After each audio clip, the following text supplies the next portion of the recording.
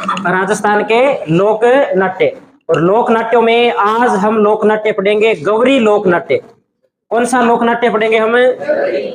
गौरी लोक नाट्य।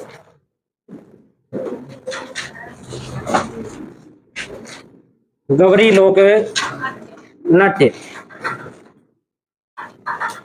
बात करते हैं अपने गौरी लोक नाट्य की। गौरी लोक नाट्य मेवाड़ क्षेत्र का प्रसिद्ध है और भील जाति के लोगों के द्वारा प्रमुख रूप से किया जाता है। गौरी लोक नाट्य को राजस्थान का सबसे प्राचीन लोक नाट्य माना जाता है। प्रश्न आया कि राजस्थान का सबसे प्राचीन लोक नाट्य कौन सा है?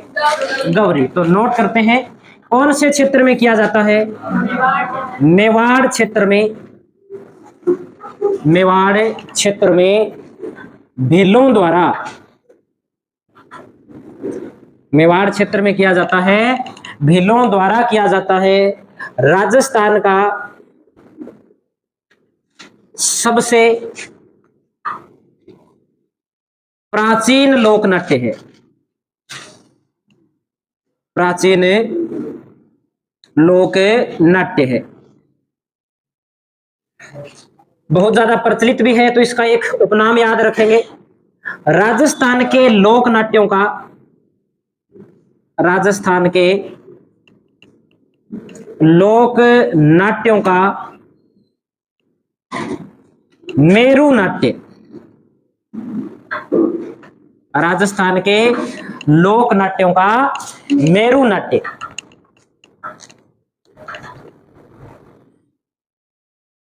शिव और भस्मासुर की कहानी पर यह आधारित है। शिव और भस्मासुर की कहानी मैंने आपको एक दिन पहले भी बताई थी।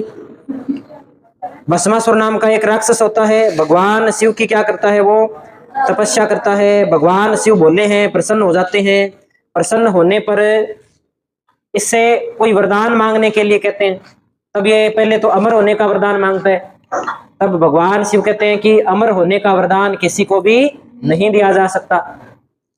तो बाद में ये क्या वरदान मांगता है सोच करके कि मुझे इस हाथ में ऐसी शक्ति दो कि ये हाथ में जिसके ऊपर रखूं वो व्यक्ति या वो वस्तु जल जाए। तो भगवान शिव ने ये वरदान दे दिया। और इसकी सबसे पहले जो ट्राई करने की कोशिश है भस्मासुर ने भगवान शिव के ऊपर ही की कि मैं आप पे ही हाथ रख के देखता हूं कि आप जलते हो कि नहीं जलते। तो भगवान शिव को अपने वरदान के ऊपर पूरा भरोसा था कि अगर हाथ बाई चांस लग गया तो काम हो जाएगा, इसलिए 9 तो 11 हो जाते हैं। तो भगवान शिव आगे आगे भागते हैं, पीछे पीछे भस्मासुर भागता है। और बाद में भगवान विष्णु इस दृश्य को देखते हैं तो भगवान विष्णु एक रूप धर के आते हैं।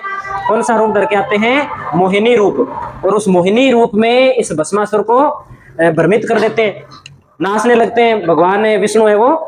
और उसके बाद में क्या होता है कि वो भस्मासुर भी उसी तरह का डांस करने लगता है। और लास्ट में क्या होता है कि जो मोहिनी रूप के अंदर भगवान विष्णु अपना हाथ अपने कहाँ रख देते हैं? सिर पे रख देते हैं। तो वैसे के वैसे भस्मासुर भी रख देता है। तो भस्म कौन हो जाता है? भस्मासुर भस्म हो जाता है इस कहानी के अंदर। तो उस कहानी पर आधारित तो लिखेंगे शिव भस्मासुर कहानी पर आधारित। शिव भस्मासुर कहानी पर आधारित।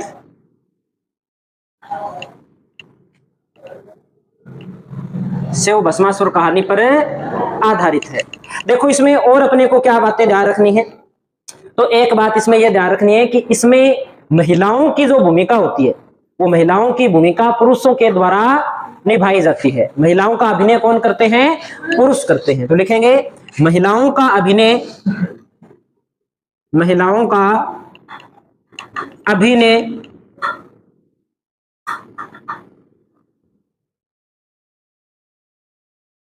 पुरुषों द्वारा, महिलाओं का अभिनय पुरुषों द्वारा किया जाता है।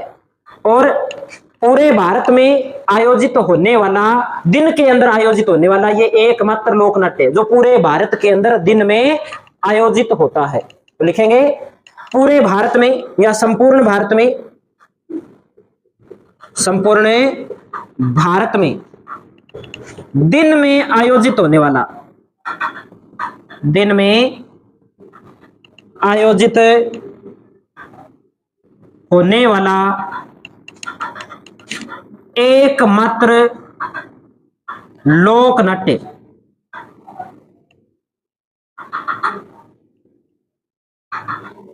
इसका मतलब ये हो गया कि ये जो गौरी नाट्य है ये लगभग संपूर्ण भारत के अंदर क्या है, फैला हुआ है। ऐसे नहीं है कि सिर्फ मेवाड़ वाले क्षेत्र में होता है, मेवाड़ वाले क्षेत्र का ज्यादा प्रसिद्ध है ये, बाकी लगभग भारत में किया जाता है। कहानी यही होती है, थोड़ा बहुत तरीके में क्या हो जाता है, परिवर्तन हो जाता है। और इसका आयोजन कब किया जाता है, तो दिन में इसका आयोजन किया जाता है। अगली बात नोट करते हैं, इसके बाद हम मुख्य पात्र, मुख्य पात्र, इसमें बीच बीच में भगवान शिव और माता पार्वती का भी इसमें क्या किया जाता है, अभिनय किया जाता है। शिव और पार्वती का भी इसमें अभिनय किया जाता है। तो मुख्य पात्र अपने क्या लिख रहे हैं, शिव व पार्वती। पार्वती को बोलते हैं राई के नाम से। पार्वती को किस नाम से जाना जाता है इस नाट्य में, राई के नाम से जाना जाता है, ठीक है। और पार्वती का एक नाम अपने और बात करें तो इन्हें गोरा भी कहा जाता है। और इन्हीं के गोरा नाम के ऊपर इस लोक नाट्य का नाम क्या पड़ा है, गौरी नाट्य। गोरा से धीरे धीरे अपभ्रंश होता होता क्या हो गया, गौरी हो गया, इसलिए इस लोक नाट्य का नाम पड़ गया गौरी नाट्य। ये नोट कर लिया क्या यहां तक सभी ने, ऊपर वाला कर दे साहब।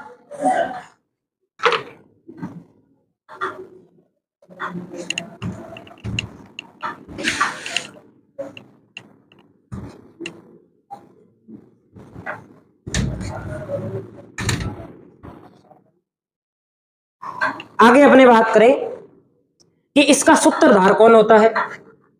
इस नाटक का सूत्रधार या सूत्रधार को क्या कहा जाता है, तो सूत्रधार को कहा जाता है इसके अंदर कुटकुड़िया या खटकड़िया। दो नाम लिखेंगे, एक तो नाम लिखेंगे कुटकुड़िया, कुटकुड़िया, या एक नाम लिया जाता है खटकड़िया,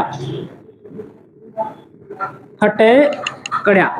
इसे प्रश्न सीधा ही पूछा जाता है कि गौरी लोक नाट्य का सूत्रधार क्या कहलाता है, तो कुटकुड़िया या खटकड़िया कहलाता है। दूसरी बात हम नोट करते हैं कि इसमें एक जोकर होता है, बीच बीच में आता है, हंसी मजाक करके कहे जाता है। उस जोकर को कहा जाता है झटपटिया। जोकर को क्या कहा जाता है, झटपटिया। तो ये नाम भी हमें ध्यान रखना है, कई बार प्रश्न आता है कि कुटकुड़िया व झटपटिया का जो संबंध है वो कौन से लोकनाट्य से है, गौरी। जोकर का काम करता है बीच बीच में। अब ये जो लोकनाट्य ना, ये लोकनाट्य ऐसे नहीं है कि सिर्फ शिव और भस्मासुर की कहानी पे चलता रहता है सारे दिन, ऐसा नहीं है। बीच में शिव भस्मासुर की कहानी आ जाती है, बीच में शिव और पार्वती की कहानी आ जाती है, और बीच बीच के अंदर ये जोकर आ जाता है हंसी मजाक करने के लिए जब पात्र तैयार नहीं होते, और बीच बीच में जो अपने लोक जीवन की कोई कहानी होती है उनका क्या होता है इसके अंदर वर्णन होता है। तो एक बात लिखते हैं कि यह लोकनाट्य छोटी छोटी कहानियों से, यह लोकनाट्य छोटी छोटी कहानियों से मिलकर बना है, मिलकर बना है। जैसे कोई 4-5 कहानियों के हम नाम लिख लेते हैं कि कौन कौन सी कहानियां हैं प्रमुख रूप से इसमें, तो हम लिख सकते हैं गोमा मीणा, गोमा मीणा, कान गुजरी, गोमा मीणा, कान गुजरी, कालू कीर, लाखा बंजारा,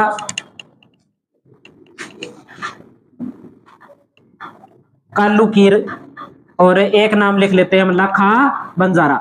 इन लोगों की क्या है, कुछ कहानियां हैं, उन कहानियों का प्रदर्शन भी इस लोक नाट्य के अंदर बीच बीच में किया जाता है। तो ये एक विशेषता बन जाती है कि यह लोक नाट्य छोटी छोटी कहानियों से मिलकर के बनाए। कभी शिव भस्मासुर की कहानी चलती है इसमें, कभी शिव पार्वती के आपस में जो संवाद होते हैं वो चलते हैं, कभी कालू कीर के बारे में बताया जाता है, कभी लाखा बंजारा के बारे में बताया जाता है। तो इस प्रकार से ये लोकनाट्य चलता है। अब बात करते हैं कि जो लोकनाट्य है ये कब से कब तक चलता है, तो लिखिए लोकनाट्य की अवधि, लोकनाट्य की अवधि। तो इसकी अवधि की अपनी बात करें तो इसकी अवधि है रक्षाबंधन के दूसरे दिन से, रक्षा बंधन के दूसरे दिन से 40 दिन तक। कितने दिन नाटक किया जाता है? 40 दिन ये नाटक किया जाता है। रक्षाबंधन के दूसरे दिन से ये लोक नाट्य है ये शुरू होता है। ये बात हमें इसमें ध्यान रखनी है। समापन कब होता है, या समापन कब होता है? तो जब 40वां दिन आ जाता है तब समापन होता है। और समापन के समय एक रस्म की जाती है जिसे बोलते हैं गलावन वलावन की रस्म। तो नोट करते हैं समापन, गलावन वलावन की रस्म के साथ इसका क्या कर दिया जाता है? समापन कर दिया जाता है। एक बात ये इनके बारे में हमें ध्यान रखनी है कि जब ये 40 दिन लोक नाट्य चलता है, उन 40 दिनों के अंदर जो व्यक्ति इस लोक नाट्य के अंदर भाग लेता है वो न तो किसी प्रकार का मांस खाता है, न किसी प्रकार की कोई शराब पीता है, और न ही किसी भी प्रकार की हरी सब्जी खाता है। इन चीजों का इसमें विशेष ध्यान रखा जाता है। तो लिख देंगे कि इस लोक नाट्य में, इस लोक नाट्य में भाग लेने वालों हेतु 40 दिन शराब, मांस व हरी सब्जी वर्जित है। हरी सब्जी क्या है? वर्जित है, इसका सेवन नहीं किया जा सकता। यह बात हमें ध्यान रखनी है। ये नाटक किस प्रकार से संचालित होते हैं? तो ये नाटक ऐसे नहीं कि हर गांव के अंदर, एक भिलों के गांव में ये नाटक चलता है, ऐसा नहीं होता। आसपास का जो बड़ा क्षेत्र होता है, 20-25 जो गांव होते हैं, उन 20-25 गांवों में से एक गांव के अंदर ये लोक नाट्य आयोजित होता है। क्योंकि लंबे समय तक चलता है, ऐसे नहीं है कि 40 मिनट चल गया, 40 दिन तक चलता है ये डेली का। तो 40 दिन तक अगर हम कोई लोक नाट्य चलाएंगे तो उसमें खर्चा भी तो लगेगा। तो जिस गांव के अंदर ये लोक नाट्य आयोजित किया जाता है, इस लोक नाट्य का खर्चा, पूरा का पूरा खर्चा वो गांव क्या करता है? वहन करता है। ये थोड़ी सी हमें बात नॉर्मल ध्यान रखनी है, लिखने की आवश्यकता नहीं है। और एक बात हम इसमें और लिखते हैं जो बार बार पूछा जाता है कि एक अपने राइटर है भानु भारती, भानु भारती ने गौरी लोक नाट्य की तरह एक लोक नाट्य रचा, पशु गायत्री। पशु गायत्री का प्रचलन है या उसे प्रसिद्ध किया है, वो कौन से लोक नाट्य के माध्यम से किया? गौरी लोक नाट्य के माध्यम से। कई बार सीधा ही पूछ लिया जाता है कि भानु भारती के द्वारा कौन से लोक नाट्य की रचना की गई या कौन सा लोक नाट्य प्रसिद्ध किया गया। तो एक लास्ट लाइन लिखते हैं हम, इसमें लिखे भानु भारती का पशु गायत्री नाट्य, भानु भारती का पशु गायत्री नाट्य गौरी नाट्य पर आधारित है। इसी प्रकार का नाट्य है जो खूब प्रसिद्ध है अपने राजस्थान में। तो ये हमने एक लोक नाट्य है ये कंप्लीट कर लिया है। कल हमने एक तमाशा पढ़ा था। तमाशा कहाँ का प्रसिद्ध था? जयपुर का प्रसिद्ध था। एक हमने नौटंकी पढ़ी थी जो पूर्वी राजस्थान के अंदर, उत्तरी और पूर्वी राजस्थान की क्या है? प्रसिद्ध है। आज हमने पढ़ लिया गौरी नाट्य। कल एक पढ़ा था स्वांग, है ना? मंकी मैन किसे कहा जाता है? जानकीलाल भांड को कहा जाता है। कहाँ का रहने वाला था जानकीलाल भांड? और होली का स्वांग कहाँ का प्रसिद्ध है? कौन से क्षेत्र का प्रसिद्ध है बताओ? भरतपुर क्षेत्र का प्रसिद्ध है। चलो अगले लोक नाट्य की तरफ चलते हैं। अपने एक लोक नाट्य पढ़ते हैं हम, रम्मत। कौन सा लोक नाट्य है? रम्मत। रम्मत का मतलब क्या है? रमना। रमना का मतलब है खेलना। जैसलमेरी भाषा का शब्द है रम्मत।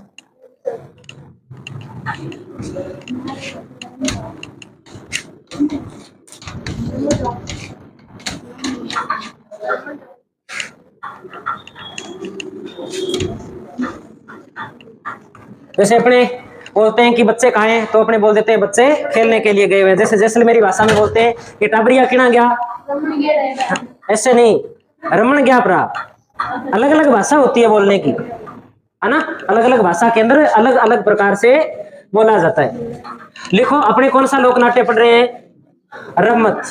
देखो रम्मत प्रमुख रूप से वर्तमान के अंदर जो प्रसिद्ध है, एक तो बीकानेर की प्रसिद्ध है और एक जैसलमेर की प्रसिद्ध है। सबसे ज्यादा इन्हीं दो क्षेत्रों की रम्मत है वो प्रसिद्ध है। बाकी रम्मत है इन क्षेत्रों के आसपास जो भी क्षेत्र है, बीच में क्षेत्र आ जाए, जैसे जोधपुर आ गया, जोधपुर का भाग आ गया, फलोदी का भाग आ गया, लेकिन ज्यादा प्रसिद्ध कहाँ की है, बीकानेर और जैसलमेर की ही ज्यादा प्रसिद्ध है। रम्मत का अर्थ, रम्मत का अर्थ रमने वाला, या ऐसे कह सकते हैं खेलने वाला, रमने वाला या खेलने वाला। शुरुआत कहां से हुई रम्मत की, तो जैसलमेर के अंदर पुष्करणा ब्राह्मण रहते, पुष्करणा ब्राह्मणों के द्वारा रम्मत की क्या की गई, शुरुआत की गई। तो लिखिए शुरुआत, शुरुआत जैसलमेर में पुष्करणा ब्राह्मणों द्वारा।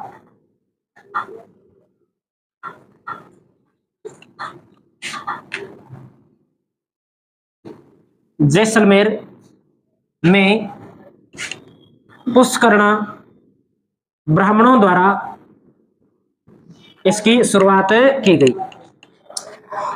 रम्मत जो नाट्य है वो कब किया जाता है, कौन से महीनों का ज्यादा प्रसिद्ध है, तो लिखते हैं रम्मत होली व श्रावण के अवसर पर, होली व श्रावण के अवसर पर किया जाता है, किया जाता है। होली और श्रावण के महीने के अंदर है ये रम्मत प्रमुख रूप से ज्यादा प्रसिद्ध है। देखो रम्मत का जो मुख्य कलाकार होता है उसे कहा जाता है टेरिया या टेरिये बोलते हैं, टेरिये या टेरिया। मुख्य कलाकार, मुख्य कलाकार टेरिये या क्या कहलाता है, टेरिया कहलाता है। अगला लिखते हैं खिलार। खिलार क्या होता है, खिलार का मतलब है रम्मत प्रदर्शित करने वाला कलाकार, जो स्टेज पर आता है और रम्मत को क्या करता है, प्रदर्शित करता है। और टेरिया होता है, टेरिया बोलता है, टेरिया तो एक साइड में बैठा बैठा बोलता है, और वो जो खिलार है वो उसको क्या करता है, प्रदर्शित करता है, करके दिखाता है। तो लिखेंगे मंच पर प्रदर्शन करने वाला कलाकार, मंच पर प्रदर्शन करने वाला कलाकार क्या कहलाता है, खिलार कहलाता है। जो टेरिये के बोल के अनुसार, बोल के अनुसार प्रदर्शन करता है, प्रदर्शन करता है। जैसे मान लो कि जैसे राजेंद्र सर है, राजेंद्र सर कोई बात बोल रहे हैं कि तुम ऐसा कर, मैं वैसा वैसा यहाँ पे करके दिखाऊं, तो वो तो क्या है, वो इसके अंदर क्या है, वो तो टेरिये के रूप में है, और जो उस चीज को प्रदर्शन कर रहा है वो कौन है, खिला रहे हो। तो ये बात हमें इसमें ध्यान रखनी है। रम्मत शुरू कब होती है, तो रम्मत रात को 11 बजे शुरू होती है। किस टाइम शुरू होती है, 11 बजे। तो लिखिए समय, रात 11 बजे से सुबह तक, रात 11 बजे से सुबह तक रम्मत का समय होता है। और कहते हैं कि जब रम्मत की शुरुआत की जाती है तब सबसे पहले रामदेव जी के गीत गाए जाते हैं। किसका गीत गाया जाता है, रामदेव जी का गीत गाया जाता है। तो लिखेंगे हम कि रम्मत की शुरुआत के समय, क्या लिख दे, क्या पीछे दिखाई दे रहा है, आपसे पूछा ही नहीं, उनसे पूछा पीछे वालों से।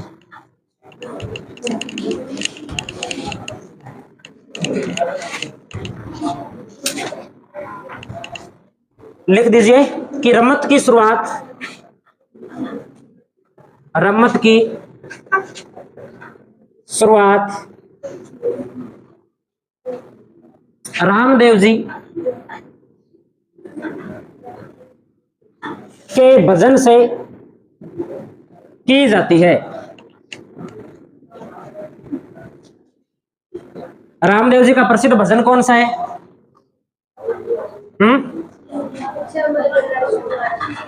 पिछम धरा सुमारा पीर जी पधारिया। चलो आगे लिखते हैं अपने। इसके बाद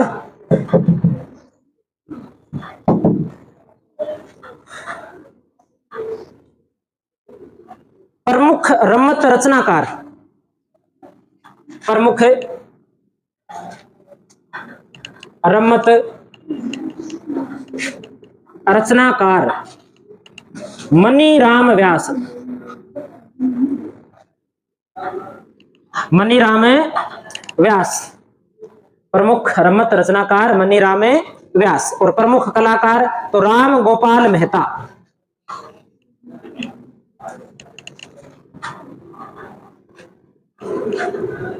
राम गोपाल मेहता। एक दो प्रसिद्ध रम्मत है, उनके नाम लिख लेते हैं। प्रसिद्ध रम्मत,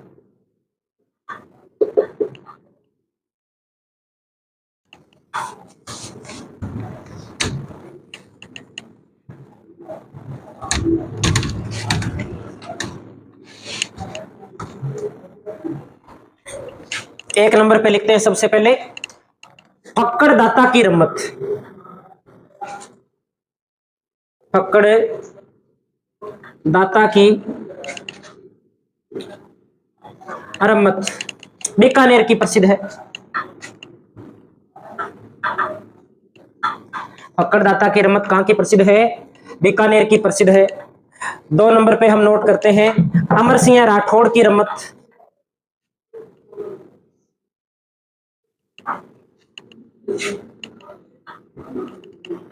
अमर सिंह राठौड़ की रम्मत, यह भी बीकानेर की है। एक है हेड़ाऊ पीर की रम्मत,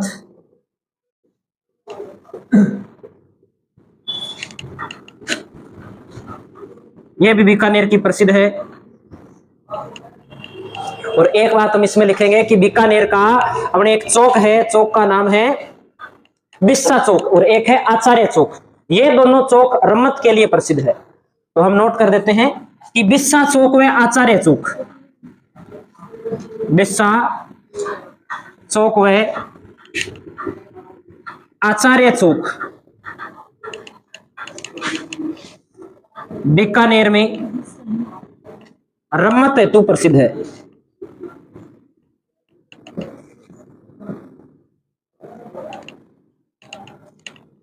एक बीकानेर की संस्कृति प्रसिद्ध है पाटा संस्कृति। पाटा संस्कृति कहां की प्रसिद्ध है? बीकानेर की। और एक लिखनी है फागणिया फुटबॉल, फागणिया फुटबॉल, यह भी कहां की प्रसिद्ध है? बीकानेर की। इसके अंदर 22 खिलाड़ी भाग लेते हैं। फागणिया फुटबॉल में कितने खिलाड़ी होते हैं? 22 खिलाड़ी होते हैं और मुखौटा लगाकर खेली जाती है। मुखौटा लगा करके खेली जाती है। कोई अशोक गहलोत बना होता है, कोई बिल क्लिंटन बना होता है, कोई नरेंद्र मोदी बना होता है, कोई राहुल गांधी का मुखौटा लगा रखा होता है, किसी ने शेर का मुखौटा लगा रखा होता है। तो ये कौन सी फुटबॉल है? फागणिया फुटबॉल।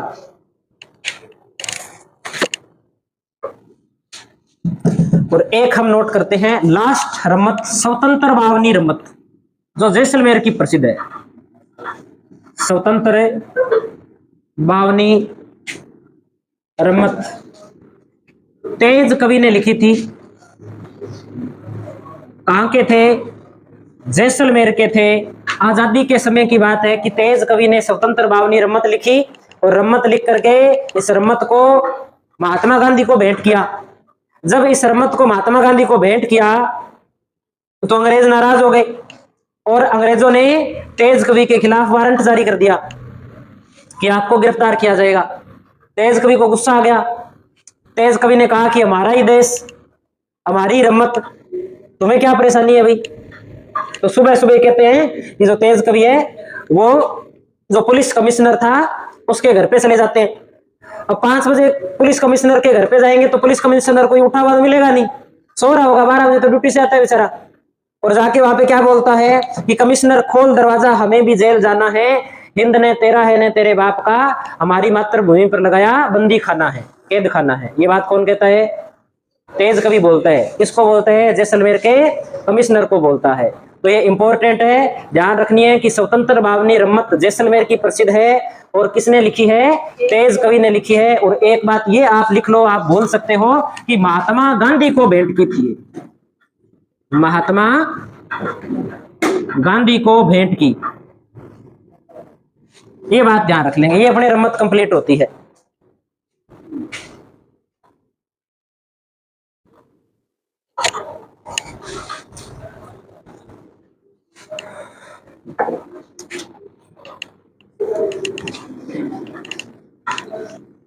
अगला लोक नाट्य लिखते हैं भवाई लोक नाट्य। भवाई लोक नाट्य,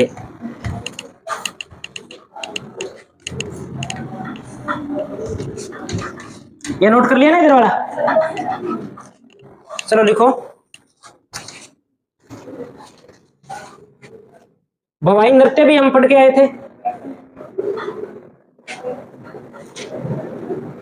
उदयपुर संभाग का प्रसिद्ध है ये।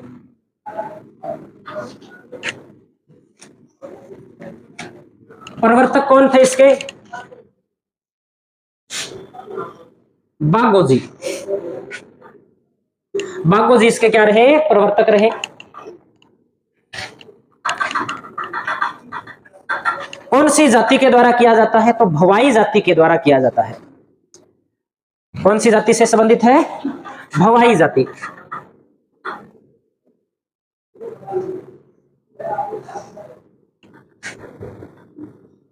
मूलतः ये गुजरात का है।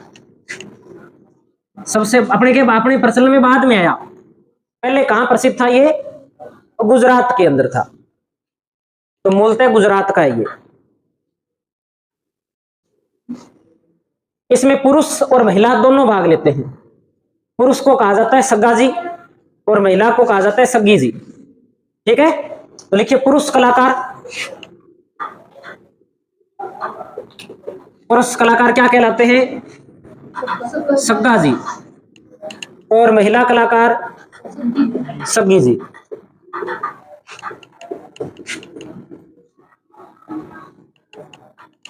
पुरुष कलाकार सग्गा जी, महिला कलाकार सग्गी जी कहलाती है। और बाकी सभी जो भी लोक नाट्य, जब भी कोई कलाकार अपनी प्रस्तुति देने के लिए स्टेज पे आता है तब वो अपना नाम जरूर बताता है, उसका परिचय जरूर दिया जाता है। लेकिन इस लोक नाट्य के अंदर कलाकार का परिचय नहीं दिया जाता, ये विशेषता है इसकी। तो लिखेंगे इस लोक नाट्य में, इस लोक नाट्य में कलाकार अपना परिचय नहीं देते।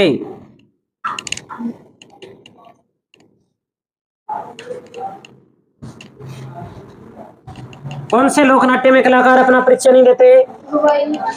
ठीक है, ठीक है। तो ये अपना एक और लोक नाट्य कंप्लीट हो जाता है, भवाई लोक नाट्य। अगला लोक नाट्य लिखते हैं इसके बाद,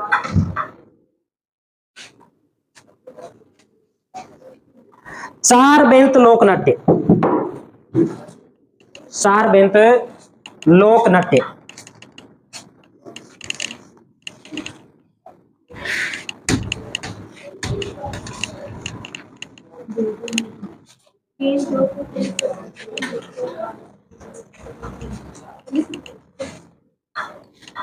नोट कर लिए ये सभी ने?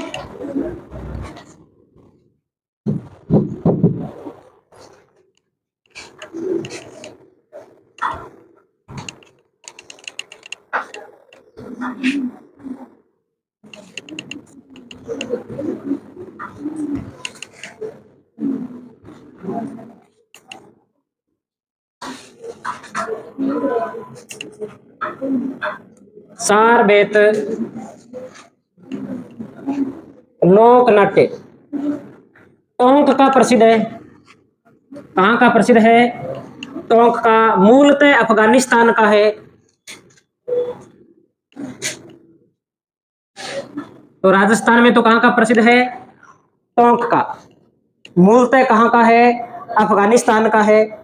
प्रवर्तक कौन है राजस्थान में? तो करीम खान निहंग प्रवर्तक। करीम खान निहंग इस लोकनाट्य के क्या है? प्रवर्तक है। इसकी 4 श्रेणियां हैं। 4 श्रेणियों के अंदर यह किया जाता है। तो लिखेंगे श्रेणियां। श्रेणियां हैं इसकी 4। कव्वाली की तरह का एक लोकनाट्य घुटनों के बल बैठ करके और ये लोकनाट्य किया जाता है, कव्वाली टाइप का होता है। 4 श्रेणियां इसकी। एक है भक्ति, एक है श्रृंगार, एक है रकीब खानी। भक्ति, श्रृंगार, रकीब खानी और गम्मत। गम्माज, सॉरी गम्मत नहीं, गम्मत तो आएगा आगे, अलग है। गम्माज। ये इसकी 4 श्रेणियां हैं। अपने से ज्यादा प्रश्न आने की 3 प्रश्न बनते हैं इसके अंदर। राजस्थान में कहाँ का प्रसिद्ध है? टोंक का। प्रवर्तक कौन है? करीम खान निहंग अपने राजस्थान के अंदर। और श्रेणियां कितनी हैं? 4। कव्वाली की तरह इसके अंदर घुटनों के बल बैठकर गाया जाता है। लिखना चाहो तो कव्वाली टाइप का होता है ये। कव्वाली की तरह घुटनों के बल बैठकर। कव्वाली जानते हो आप? कौन सी होती है कव्वाली? कैसे गाई जाती है कव्वाली?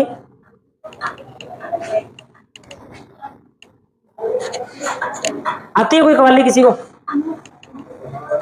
कव्वाली ऐसे होती है जैसे एक शब्द कोई व्यक्ति बोलता है तो उस शब्द का बार बार दोहराव होता है। 10 बार भी हो सकता है, 15 बार भी हो सकता है। जैसे एक वो है ना, नित खैर मंगा, ये इस प्रकार से गीत है, वो 2 राग में गाया जाता है, कव्वाली राग के अंदर गाया जाता है। तब ये शब्द रिपीट होता है, नित खैर मंगा, नित खैर मंगा, इस प्रकार से। आधा आधा शब्द है। 2 अपने एक व्यक्ति मुख्य होता है, गाता है, 5-7 उसके पीछे बैठे होते हैं जो उसका दोहराव करते हैं। तो ये अपने 4 बेत लोकनाट्य हो गया। अगला लिखिए रामलीला। रामलीला भारत का सबसे प्राचीन लोकनाट्य माना जाता है रामलीला।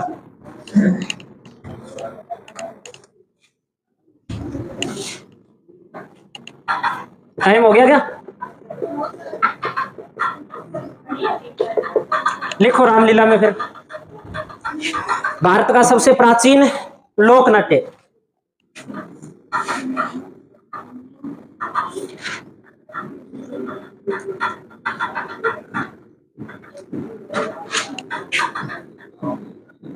भगवान श्री राम के जीवन की घटना पर आधारित होता है। जानते हो आप लोग?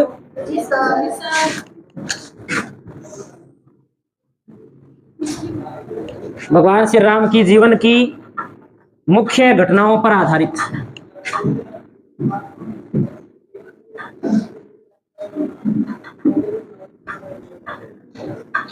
शुरुआत किसने की इसकी? किसने की शुरुआत? आचार्य उषा। उषा को बुला रहे हैं। लिखिए शुरुआत आचार्य तुलसीदास। आचार्य तुलसीदास द्वारा।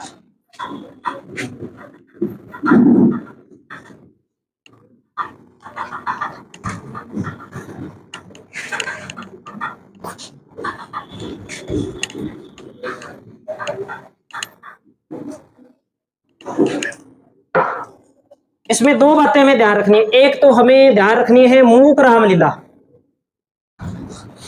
मूक रामलीला कहां की प्रसिद्ध है? बिसाऊ की प्रसिद्ध है मूक रामलीला। यानी कि बिना बोले रामलीला का क्या किया जाता है? वर्णन किया जाता है। बोलते नहीं है इसमें, न हनुमान जी बोलते हैं न राम बोलते हैं, सब सारे चुपचाप होते हैं, इशारों के माध्यम से ही सारा समझाया जाता है। एक रामलीला लिखिए आप, बिसाऊ झुंझुनू में, झुंझुनू के अंदर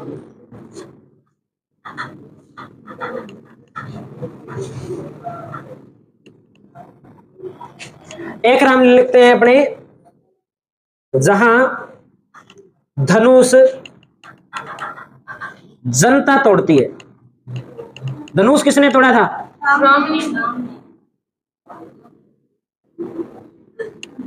जहां धनुष जनता तोड़ती है, कहां की रामलीला है बताओ ऐसी? तो लिख दीजिए, अटरू 12 की, अटरू 12 की रामलीला है, जहां धनुष कौन तोड़ती है? जनता तोड़ती है। तुलसीदास।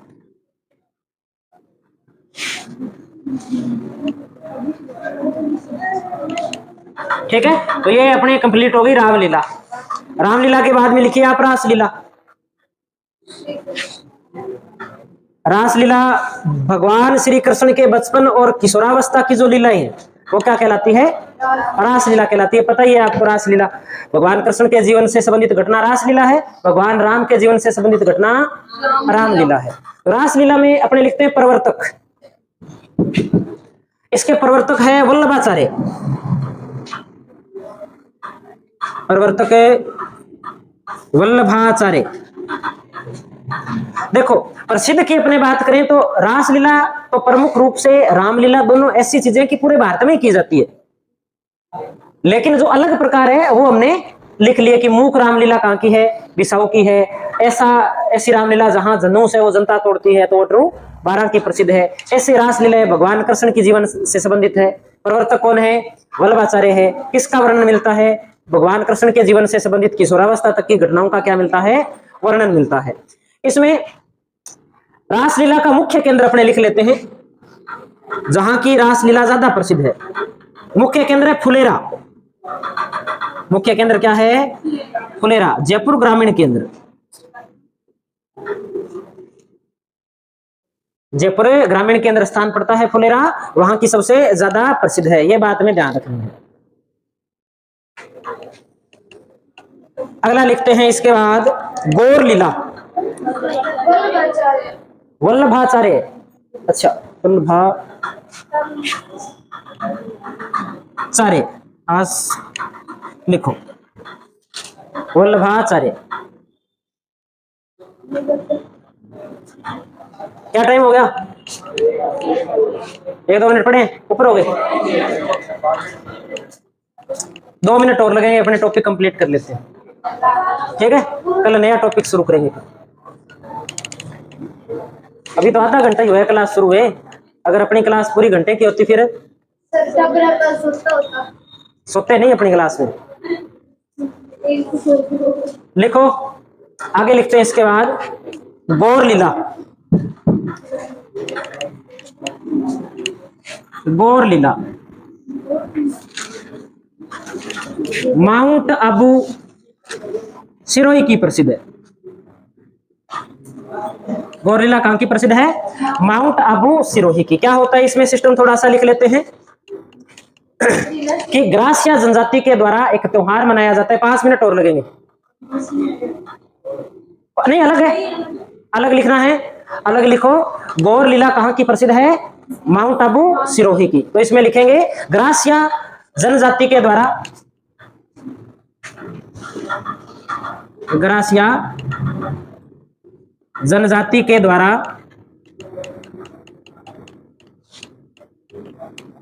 बख्शोर की गणगौर, बख्शोर की गणगौर मनाई जाती है।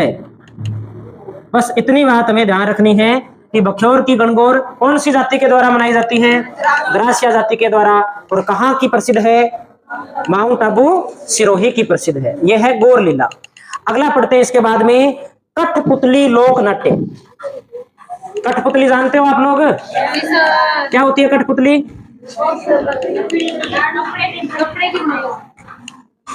कौन सी लकड़ी से बनी होती है? आड़ू की लकड़ी से बनी होती है। तो लिखते हैं कठपुतली लोक नाट्य।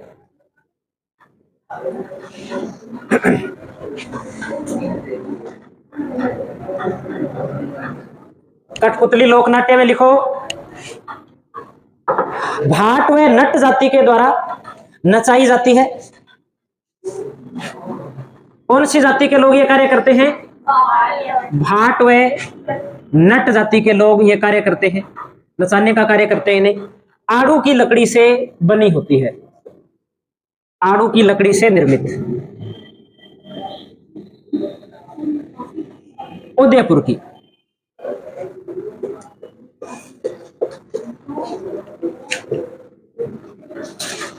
कहां की प्रसिद्ध है? तो प्रमुख रूप से उदयपुर की प्रसिद्ध है। अगला लोक नाट्य हम लिखते हैं गंधर्व लोक नाट्य।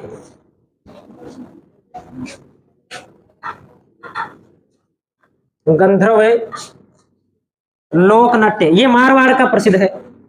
कहां का प्रसिद्ध है? मारवाड़ का प्रसिद्ध है। और इसमें एक बात हमें यह ध्यान रखनी है कि कौन सी जाति के द्वारा किया जाता है? तो गंधर्व जाति के द्वारा यह किया जाता है। गंधर्व जाति द्वारा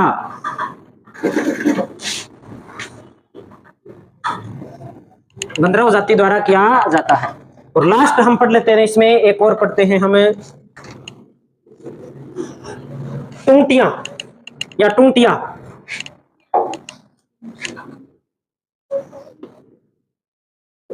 टूंटिया देखो, टूंटिया क्या होता है? टूंटिया होता है विवाह के अवसर पर किया जाता है। जब बारात रवानगी हो जाती है ना, उसके बाद घर पे महिलाएं वर, मुख्य जो मेन वर वधु है, उसे जो टोने टोटके से या किसी बुरी बला से बचाने के लिए घर पे ये लोक नाट्य करते हैं। ऐसी मान्यता है इसके संबंध में। तो लिख लेते हैं इसके बारे में कि विवाह के अवसर पर किया जाता है। पूरे राजस्थान में प्रचलित है विवाह के अवसर पर। विवाह के अवसर पर किया जाता है। एक बात नोट करेंगे इसमें, असली वर वधु को बुरी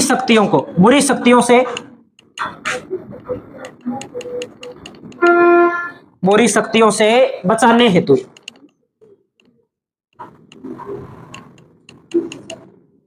हेतु किया जाता है। इसी के साथ में अपना ये टॉपिक हो जाता है कंप्लीट। छोटे छोटे लोक नाट्य है, कोई रमत है, कोई गौरी है, कोई भवाई लोक नाट्य है, कोई रामलीला है, कोई रास लीला है, कोई चार वेद है, कुछ ख्याल है, याद करने पड़ेंगे। कल देख लेंगे कोई टॉपिक जो ठीक लगेगा। आभूषण करवा देंगे।